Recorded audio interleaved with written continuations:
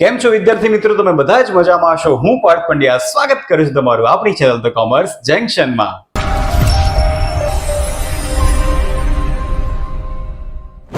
વિદ્યાર્થી મિત્રો, આ વિડીયોમાં આપણે સેક્શન F નો 5 માર્ક્સનો વેરી મોસ્ટ ઇમ્પોર્ટન્ટ બીજો એક કોન્સેપ્ટ લાસ્ટ યર પાશે અને ફિશરનો શીખવાના છે, એટલે કે એકમ પરિવર્તન, જે દરેક વિદ્યાર્થીને ખૂબ જ અઘરો લાગતો હોય છે.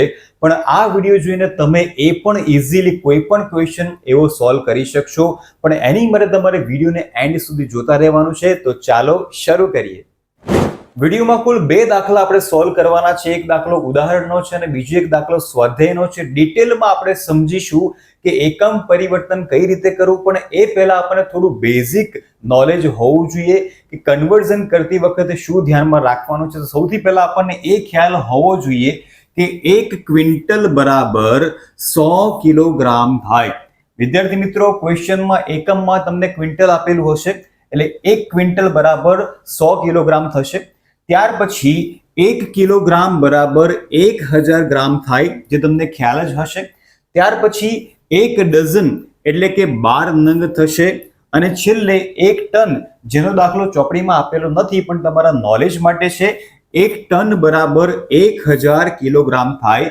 તો આ જ એકમ પ્રમાણે આપણે ક્વોન્ટિટી સેટ કરવાની છે અને એ પ્રમાણે દાખલો ગણવાનો છે. એકવાર ક્વોન્ટિટી અને પ્રાઇસ તમે ચેન્જ કરી દીધા એકમ પ્રમાણે, પછી દાખલો તમારી માટે એકદમ નોર્મલ થઈ જશે. તો ચાલો ફટાફટ જોઈ લઈએ કે ક્વેશ્ચન કેવો આપેલો હોય અને એનું પરિવર્તન આપણે કઈ રીતે કરવાનું છે. સૌથી પહેલા આપણે સોલ્વ કરવાના છે ઉદાહરણ નંબર 13. તો ક્વેશ્ચન વાંચી લઈએ. રકમમાં શું કીધું છે? નીચે આપેલી માહિતી પરથી વર્ષ 2015 ને આધાર વર્ષ તરીકે લઈ વર્ષ 2016 માટે લાસ્ટ યર પાશે અને ફિશરનો સૂચકાંક ગણો. હવે વિદ્યાર્થી મિત્રો, તમે જોઈ શકો છો કે એકમ આપેલા છે અને અહીંયા જથ્થાની અંદર પણ તમને એકમ આપેલા છે. બંનેને મેં યલો કલરમાં કન્વર્ટ કરેલા છે, જેથી ઇઝીલી તમે એને કમ્પેર કરી શકો અને શેમાં ચેન્જ કરવાનું છે તે સમજી શકો. તો સ્ટેપ બાય સ્ટેપ જોતા જજો. આ સમજવું ખૂબ જ મહત્વનું છે. એકવાર તમે આ સમજી લીધું પછી દાખલો તમારી માટે એકદમ નોર્મલ થઈ જવાનો છે. તો આપણે શરૂ કરીએ. તો વસ્તુ એ માટે અહીંયા તમને એકમ આપેલો છે 20 કિલોગ્રામ. પહેલું સ્ટેપ યાદ રાખજો, અહીંયા એકમમાં જે કંઈ પણ યુનિટ આપેલો હોય એની કમ્પેરિઝન સૌથી પહેલા તમારે જથ્થા સાથે કરવાની છે. તો અહીંયા છે કિલોગ્રામ અને જથ્થો પણ તમે જોઈ શકો છો કિલોગ્રામ. બંને જથ્થા તમારે ચેક કરવાના છે, એટલે કે આધાર વર્ષનો જથ્થો અને ચાલુ વર્ષનો જથ્થો બંને ચેક કરશું. બંને જથ્થા એકમ સાથે મેચ થવા જોઈએ. તો કિલોગ્રામ કિલોગ્રામ કિલોગ્રામ, એટલે કે એકમ પ્રમાણે જ તમને ક્વોન્ટિટી આપેલી છે. તો ક્વોન્ટિટીમાં જથ્થામાં કોઈ પણ પ્રકારનો ચેન્જ અહીંયા કરવામાં આવશે નહીં. યાદ રાખજો, જ્યારે એકમ પ્રમાણે જ જથ્થો આપેલો હોય ત્યારે જથ્થામાં કોઈ પણ પ્રકારનો ચેન્જ થશે નહીં. તો કેજી કેજી કેજી મેચ થઈ જાય છે એકમ સાથે, તો અહીંયા કોઈ પણ પ્રકારનો ચેન્જ આપણે જથ્થામાં નહીં કરીએ. હવે ભાવની વાત કરીએ. ભાવમાં ત્યારે જ ચેન્જ થશે જ્યારે એકમની આગળ તમને કોઈ આંકડો આપેલો હોય. એકમનો મતલબ થાય છે 1. આ જે પ્રાઇસ ખરેખર 1 કિલોગ્રામના હોવા જોઈએ, પણ આ જે ભાવ છે તમને કેટલા કિલોગ્રામના આપેલા છે? 20 કિલોગ્રામના આપેલા છે. એટલે જ્યારે પણ એકમમાં આગળ તમને 1 કિલોના ભાવ ન આપેલા હોય, એક કરતા વધારે મોટો આંકડો તમને દેખાય, તો એ આંકડાને આપણે કટ કરી દઈશું અને બંને ભાવને અહીંયા 20 વડે ભાગી લઈશું. એટલે કે 300 ભાગ્યા 20, 440 ભાગ્યા 20 ઇઝ ઇક્વલ ટુ 15 અને અહીંયા આપણને મળી જશે 22. તો ધ્યાન રાખજો, એકમમાં જે કંઈ પણ અંક આપેલો હોય એ અંક વડે બંને ભાવને આપણે ભાગી લેવાના છે. જો કદાચ અહીંયા 10 કિલોગ્રામ આપ્યું હોત તો બંને ભાવને 10 વડે ભાગી નાખો. જો કદાચ અહીંયા 5 કિલોગ્રામ આપ્યું હોત તો બંને ભાવને આપણે ભાગ્યા 5 કરીને આપણને 1 કિલોગ્રામના ભાવ અહીંયા મળી જશે. ફરી એક વખત સમજી લો. સૌથી પહેલા ચેક કરીશું જથ્થો. જો જથ્થો ઓકે છે ત્યાર પછી ભાવ પર આવશું. જો અહીંયા આગળ કોઈ આંકડો આપેલો હોય તો જ ભાવને ભાગાકાર કરવાનો છે, બાકી પછી એને કંઈ પણ કરવાની જરૂર નથી. હવે વસ્તુ બી માટે એકમમાં તમને ક્વિન્ટલ આપેલું છે. વિદ્યાર્થી મિત્રો, કોઈ પણ દાખલાની અંદર જ્યારે તમને ક્વિન્ટલ આપેલું હોય ત્યારે પહેલું કામ તમારે એ કરવાનું છે કે આ ક્વિન્ટલને કેન્સલ કરીને ઓલવેઝ તમારે લખી દેવાનું છે 100 કિલોગ્રામ, એટલે કે 100 kg. કેમ કે 1 ક્વિન્ટલ બરાબર કેટલા કિલોગ્રામ થાય છે? 100 કિલોગ્રામ થાય છે. કોઈ પણ દાખલો હોય, જેવું તમને ક્વિન્ટલ દેખાય એટલે કટ કરીને લખી દો 100 kg, કેમ કે જથ્થો તમને ઓલવેઝ કેજીમાં આપેલો હશે. હવે આપણે મેચ કરીએ તો કિલોગ્રામ, કિલોગ્રામ, કિલોગ્રામ, એકમમાં જે આપેલું છે એની સાથે આપણો જથ્થો મેચ થઈ ગયો છે, તો જથ્થાને ચેન્જ કરવાની કોઈ જરૂર નથી. હવે પ્રાઇસની વાત કરીએ તો અહીંયા કિલોગ્રામની આગળ તમને કેટલા દેખાય છે? 100 દેખાય છે. તો આ બંને ભાવને આપણે 100 વડે ભાગીશું, તો 100 ને કટ કરીશું. 500 ભાગ્યા 100, અહીંયા આપણને મળી જશે 5, અને 700 ભાગ્યા 100 એટલે અહીંયા આપણને મળી જશે 7. તો અહીંયા આપણને 1 કિલોગ્રામના ભાવ મળી ગયા અને જથ્થો પણ એકમમાં કિલોગ્રામ આપેલું છે એની સાથે મેચ થઈ ગયો. આગળ વધીએ સી માટે.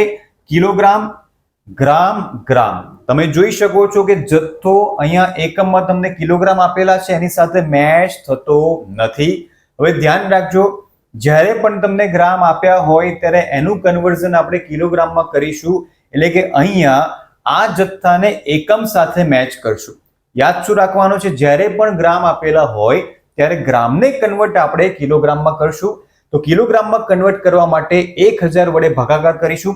તો અહીંયા 1200 ભાગ્યા 1000 ગ્રામ કેન્સલ થઈ જશે અને આપણને મળશે 1.2 kg, એટલે કે 1.2 કિલોગ્રામ. એ જ રીતે અહીંયા પણ ભાગ્યા 1000 ગ્રામ નીકળી જશે અને અહીંયા આપણને મળી જશે 2 kg, એટલે કે 2 કિલોગ્રામ. હવે ફરીથી મેચ કરી લઈએ, કેજી, કેજી, કેજી. તો એકમ સાથે આપણો જથ્થો મેચ થઈ ગયો છે. હવે વાત કરીએ ભાવની. તો અહીંયા કેજી ની આગળ એક પણ અંક તમને દેખાતો નથી. અહીંયા ભાગાકાર કરવાની કોઈ જરૂર નથી, કેમ કે આ જે ભાવ આપેલા છે એ 1 કિલોગ્રામના જ આપેલા છે, એટલે એ આપણે બદલીશું નહીં. હવે વસ્તુ ડી માટે. Metre, metre, metre. તો એકમમાં યુનિટ છે મીટર, એની સાથે તમારો જથ્થો મેચ થાય છે, તો જથ્થાને ચેન્જ કરવાની કોઈ જરૂર નથી.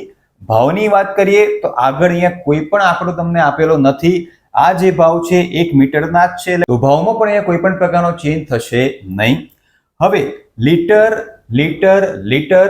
તો એકમના યુનિટ સાથે જથ્થો મેચ થાય છે, તો જથ્થામાં કોઈ પણ પ્રકારનો ચેન્જ કરવામાં આવશે નહીં.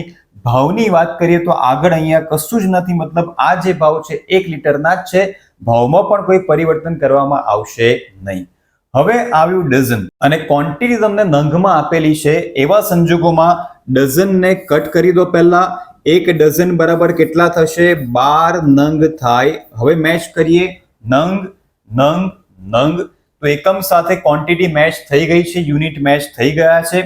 હવે ભાવની વાત કરીએ તો અહીંયા આગળ 12 છે, તો 12 ને કટ કરીશું. 30 ને 12 વડે આપણે ભાગીશું. 36 ને પણ 12 વડે ભાગીશું.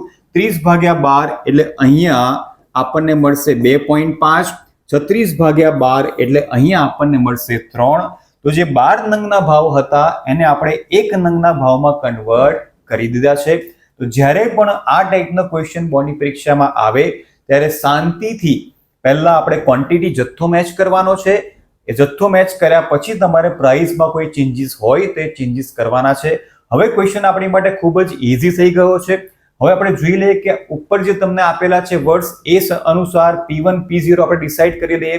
તમને પહેલા પણ કીધું હતું, હંમેશા પહેલા P અથવા તો Q લખો. એટલે અહીંયા બંને આ ભાવ છે, 2015 નો ભાવ, 2016 નો ભાવ. તો સૌથી પહેલા લખીશું P, અહીંયા પણ P. આ બંને વપરાશ એટલે કે જથ્થો છે, જથ્થા માટે આપણે યુઝ કરીએ છીએ Q. તો અહીંયા બંનેમાં લખી દીધું Q. હવે આ બંનેમાંથી આધાર વર્ષ કયું છે? 2015 છે, તો અહીંયા થશે 0. આ બંનેમાંથી ચાલુ વર્ષ કયું છે? તો 2016 છે, તો ચાલુ વર્ષ માટે 1. એ જ રીતના આ આધાર વર્ષ છે એટલે Q0 અને છેલ્લું ખાનું Q1. બસ હવે આ બેઠા ખાના તમારે દાખલાની અંદર પણ લખવાના છે. દાખલામાં પહેલું ખાનું આવશે વસ્તુનું. એકમની અંદર હવે જે નવા એકમ છે તે આપણે લખીશું. અહીંયા ખાલી કિગ્રા આવશે, અહીંયા પણ કિગ્રા, કિગ્રા, મીટર, લીટર અને નંગ. હવે આ જે ખાના તમને આપેલા છે તમારે ઇન્ટરચેન્જ કરવાના નથી. પહેલું ખાનું P0 નું જ બનાવશું, ત્યાર પછી P1, ત્યાર પછી Q0 અને છેલ્લે Q1. જે વિદ્યાર્થીઓ હજુ પણ આપણી ચેનલ સબસ્ક્રાઇબ ન કરી હોય તો હમણાં જ નીચે આપેલ સબસ્ક્રાઇબ બટન પર ક્લિક કરો, જેથી દરેક નવા વિડીયોઝની નોટિફિકેશન તમને મળતી રહે. એ સિવાય આપણી વોટ્સએપ ચેનલ અને ઇન્સ્ટાગ્રામ પેજને હમણાં જ ફોલો કરી દો. એની પણ લિંક તમને નીચે ડિસ્ક્રિપ્શનમાં આપેલી છે, જેથી દરેક નવા વિડીયોઝની નોટિફિકેશન, દરેક કોમર્સને લગતું મટીરિયલ તમને તમારા મોબાઈલ પર મળી જશે. તો આન્સર માટે આ રીતના ખાના આપણે તૈયાર કરી લીધા છે. પહેલું વસ્તુ, ત્યાર પછી એકમ, P0, P1, Q0 અને Q1. હવે માત્ર આપણે ગુણાકાર કરીને 1 by 1 બધા ખાનાનો સરવાળો કરીશું અને ત્યારબાદ લાસ્પેર, પાશે અને ફિશરનો સૂચકાંક શોધી લઈશું. અહીંયા ગુણાકાર કરતી વખતે એક બાબત ખાસ ધ્યાન રાખજો કે P1 નો ગુણાકાર તમારે Q0 સાથે કરવાનો છે. તો છેકથી છેક લઈને આ રીતના આંગળી મૂકતા જજો અને ગુણાકાર કરતા જજો, જેથી ગુણાકારમાં કોઈ પણ પ્રકારની ભૂલ થાય નહીં. તો સૌથી પહેલા 22 ગુણ્યા 5 એટલે કે 110, ત્યાર પછી 7 ગુણ્યા 10 એટલે કે 70. હવે P0 ગુણ્યા Q0, તો આ ખાનું છે P0 નું અને આ ખાનું છે Q0 નું, તો 15 ગુણ્યા 5 એટલે કે 75. ત્યાર પછી 5 ગુણ્યા 10 એટલે કે 50. હવે P1 નો ગુણાકાર Q1 ની કિંમતો સાથે કરશું. તો આ છે P1 નું ખાનું અને આ છે Q1 નું ખાનું. 22 ગુણ્યા 8 176. હવે છેલ્લે P0 નો ગુણાકાર Q1 ની કિંમતો સાથે કરીશું, એટલે કે પહેલા ખાનાનો ગુણાકાર તમારે કરવાનો છે છેલ્લા ખાનાની કિંમતો જોડે. 15 ગુણ્યા 8 એટલે 120. સરવાળા થઈ જાય એટલે આ કિંમતો આપણે સૂત્ર મૂકીને લાસ્પેર, પાશે અને ફિશરનો સૂચકાંક શોધી લઈએ. સૌથી પહેલા લાસ્પેરનું સૂત્ર IL = sigma P1 Q0 upon sigma P0 Q0 multiply by 100. તો લાસ્પેરનો સૂચકાંક 115.92 આન્સર આપણને અહીંયા મળી ગયો છે. હવે પાશે IP = sigma P1 Q1 upon sigma P0 Q1 115.68.